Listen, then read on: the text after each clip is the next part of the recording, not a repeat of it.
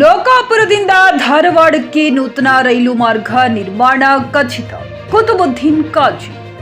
ಬಾಗಲಕೋಟೆಯಲ್ಲಿ ಬುಧವಾರ ರಾಮದುರ್ಗ ತಾಲೂಕು ರೈಲ್ವೆ ಹೋರಾಟ ಕ್ರಿಯಾ ಸಮಿತಿ ಮುಖಂಡರಾದ ಎಂಕೆ ಯಾದವಾಡ ಅವರ ಜೊತೆ ಹೋರಾಟದ ಸ್ಥಿತಿಗತಿ ಹಾಗೂ ಮುಂದಿನ ಹೋರಾಟದ ರೂಪುರೇಷೆಗಳ ಕುರಿತು ಸಮಗ್ರವಾಗಿ ಚರ್ಚಿಸಿ ನಂತರ ಮಾಧ್ಯಮದವರೊಂದಿಗೆ ಮಾತನಾಡಿದ ಕರ್ನಾಟಕ ರಾಜ್ಯ ರೈಲು ಹೋರಾಟ ಅಭಿವೃದ್ಧಿ ಸಮಿತಿ ರಾಜ್ಯಾಧ್ಯಕ್ಷ ಕುತುಬುದ್ದೀನ್ ಕಾಜಿಯವರು ಲೋಕಾಪುರದಿಂದ ರಾಮದುರ್ಗ ಸವದತ್ತಿ ಮಾರ್ಗವಾಗಿ ಧಾರವಾಡಕ್ಕೆ ನೂತನ ರೈಲು ಮಾರ್ಗ ನಿರ್ಮಾಣಕ್ಕಾಗಿ ನಡೆಯುತ್ತಿರುವ ಹೋರಾಟದ ಸ್ಥಿತಿಗತಿ ಮತ್ತು ರೂಪರೇಷೆಗಳ ಕುರಿತು ರಾಮದುರ್ಗ ತಾಲೂಕು ರೈಲ್ವೆ ಹೋರಾಟ ಕ್ರಿಯಾ ಸಮಿತಿ ಮುಖಂಡರಾದ ಎಂಕೆ ಯಾದವಾಡ ಅವರೊಂದಿಗೆ ಸಮಗ್ರವಾಗಿ ಚರ್ಚಿಸಲಾಯಿತು. ಇತ್ತೀಚೆಗೆ ರಾಮದುರ್ಗ ಮತ್ತು ಸವದತ್ತಿ ತಾಲೂಕಿನಲ್ಲಿ ನಡೆಸಿದ ಬೃಹತ್ ಪ್ರತಿಭಟನೆಯ ಫಲವಾಗಿ ಕೇಂದ್ರ ರೈಲ್ವೆ ಸಚಿವ ಅಶ್ವಿನಿ ವೈಷ್ಣವ್ ಅವರು ಲೋಕಾಪುರದಿಂದ ರಾಮದುರ್ಗ ಸವದತ್ತಿ ಮಾರ್ಗವಾಗಿ ಧಾರವಾಡಕ್ಕೆ ನೂತನ ರೈಲು ಮಾರ್ಗ ನಿರ್ಮಾಣಕ್ಕಾಗಿ 2019ರಲ್ಲಿ ರೈಲ್ವೆ ಇಲಾಖೆಯಿಂದ ನಡೆದ ಸಮೀಕ್ಷೆಯನ್ನು ಪುನರ್ ಪರಿಶೀಲನೆ ಮಾಡಿ ಅಗತ್ಯ ಕ್ರಮ ಕೈಗೊಳ್ಳುವಂತೆ ಅಧಿಕಾರಿಗಳಿಗೆ ಸೂಚಿಸಿದ್ದಾರೆ. ಇದು ನಮ್ಮ ಹೋರಾಟಕ್ಕೆ ಸಂದ ಜಯವೆಂದು ಹೇಳಬಹುದು.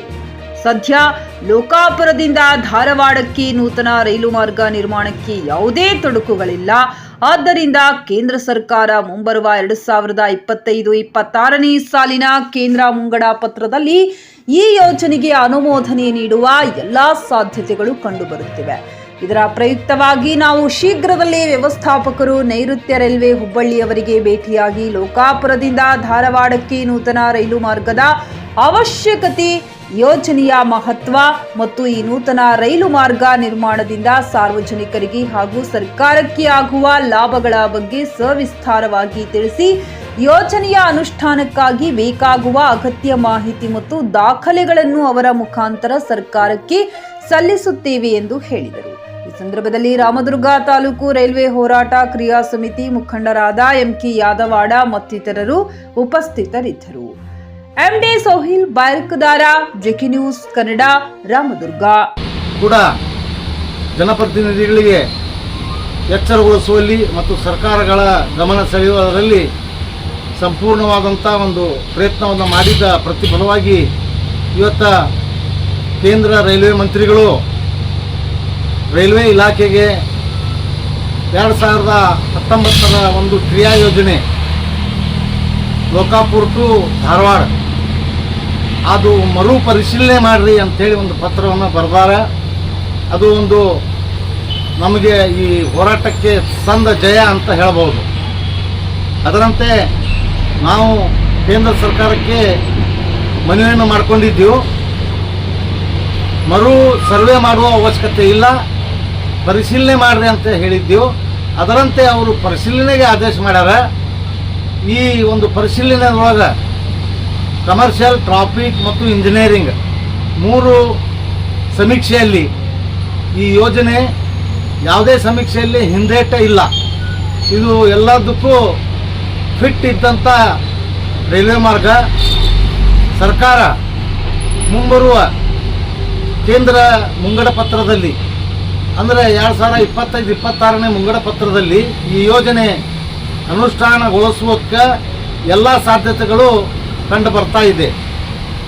ಆ ಒಂದು ಪ್ರಯುಕ್ತವಾಗಿ ನಾವು ಅತಿ ಶೀಘ್ರದಲ್ಲಿ ಮಾನ್ಯ ಜನರಲ್ ಮ್ಯಾನೇಜರ್ ನೈಋತ್ಯ ರೈಲ್ವೆ ಹುಬ್ಬಳ್ಳಿ ಅವ್ರಿಗೆ ಈ ಯೋಜನೆಯ ಮಹತ್ವತೆ ಮತ್ತು ಜನರಿಗೆ ಅನುಕೂಲತೆ, ಸರ್ಕಾರಕ್ಕೆ ಆಗುವಂಥ ಲಾಭ ಇವೆಲ್ಲ ವಿವರಣೆಯನ್ನು ಅತಿ ಶೀಘ್ರದಲ್ಲೇ ಒದಗಿಸ್ತೀವಿ. ಅದರಂತೆ ಮುಂಬರುವ ಬಜೆಟ್ನೊಳಗೆ ಈ ಯೋಜನೆ ಅನುಷ್ಠಾನಗೊಳಿಸಲಿಕ್ಕೆ ಏನು ಅಗತ್ಯ ದಾಖಲೆಗಳನ್ನು ಬೇಕು ರೈಲ್ವೆ ಇಲಾಖೆಯ ಮುಖಾಂತರ ಕೇಂದ್ರ ಸರ್ಕಾರಕ್ಕೆ ರವಾನೆ ಮಾಡುವ ಪ್ರಯತ್ನವನ್ನು ಮಾಡ್ತೀವಿ. ಈ ಯೋಜನೆಗೆ, ಈ ಹೋರಾಟಕ್ಕೆ ಏನು ನಮ್ಮ ಭಾಗದ ಜನಪ್ರತಿನಿಧಿಗಳು, ಶಾಸಕರುಗಳು, ಸಚಿವರುಗಳು ಮತ್ತು ರೈಲ್ವೆ ಇಲಾಖೆಯವರು ಏನು ಸಹಕಾರ ಕೊಟ್ಟಾರ, ಆ ಸಹಕಾರಕ್ಕೆ ರಾಮದುರ್ಗ ಮತ್ತು ಸವದತ್ತಿ ಭಾಗದ ಎಲ್ಲ ರೈಲ್ವೆ ಪ್ರಯಾಣಿಕರು, ರೈಲ್ವೆ ಅಪೇಕ್ಷಿತರು ಧನ್ಯವಾದಗಳನ್ನು ಹೇಳಕ್ಕೆ ಇಚ್ಛಪಡ್ತೀನಿ. ನಾನು ಕುತುಬುದ್ದೀನ್ ಕಾಜಿ. ನಿಮ್ಮ ಮಕ್ಕಳ ಉಜ್ವಲ ಭವಿಷ್ಯಕ್ಕಾಗಿ ಶ್ರೀ ಶಬ್ರ ರೇಣುಕಾ ವೀರ ಗಂಗಾಧರ ಶಿವಾಚಾರ್ಯರ ಮಾರ್ಗದರ್ಶನದಲ್ಲಿ ನಡೆಯುತ್ತಿರುವ ಶ್ರೀ ಶಿವಯೋಗಿ ವಿದ್ಯಾಲಯ ಶಾಲೆಯಲ್ಲಿ ದಾಖಲಾತಿ ಪಡೆಯಿರಿ. ಇಲ್ಲಿ 1ನೇ ತರಗತಿಯಿಂದ 10ನೇ ತರಗತಿಯವರೆಗೆ ಪ್ರವೇಶ ಪ್ರಾರಂಭವಾಗಿದ್ದು ಉನ್ನತ ಗುಣಮಟ್ಟದ ಶಿಕ್ಷಣದ ಜೊತೆಗೆ ಆಟ, ಯೋಗಾಸನ, ಡ್ಯಾನ್ಸ್, ಕರಾಟೆ ತರಬೇತಿಯೂ ನೀಡಲಾಗುತ್ತದೆ. 5ನೇ ತರಗತಿಯಿಂದ 10ನೇ ತರಗತಿಯವರೆಗೆ ವಸತಿ ಸೌಲಭ್ಯವೂ ಕೂಡ ಲಭ್ಯವಿದೆ. ನುರಿತ ಶಿಕ್ಷಕರಿಂದ ಬೋಧನೆ ನೀಡಲಾಗುತ್ತದೆ. ಎಸ್ಎಸ್ಎಲ್ಸಿಯಲ್ಲಿ ಈ ಶಾಲೆಯ ಫಲಿತಾಂಶವು 100%ವಾಗಿದೆ. ಹಾಗಿದ್ರೆ ತಡೆಯಾಕೆ? ಇಂದೇ ಭೇಟಿ ನೀಡಿ ಶ್ರೀ ಶಿವಯೋಗಿ ವಿದ್ಯಾಲಯ, ಹುಮ್ನಾಬಾದ್. ಹೆಚ್ಚಿನ ಮಾಹಿತಿಗಾಗಿ ಸಂಪರ್ಕಿಸಿ 8747071091 ಅಥವಾ 9164643288.